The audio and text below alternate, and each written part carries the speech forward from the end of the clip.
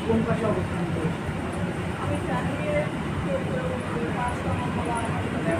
exact কোনো লোকেশনে ছিলেন না, আপনি তদন্ত করার মতো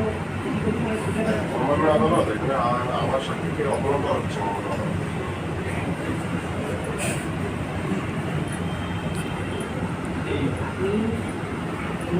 যে আপনি সাকিব আহমেদকে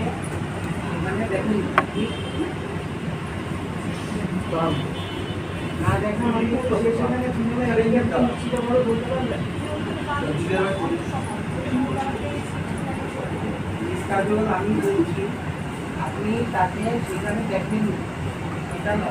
যে এখানে ছিল না আপনি এখানে নিশ্চিত করে বলতে পারবেন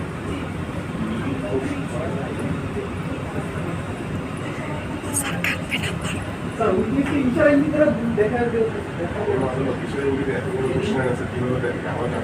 স্যার ভিডিও স্নোর মাধ্যমে স্যার সেদিন ওখানে অবশ্যই মানুষের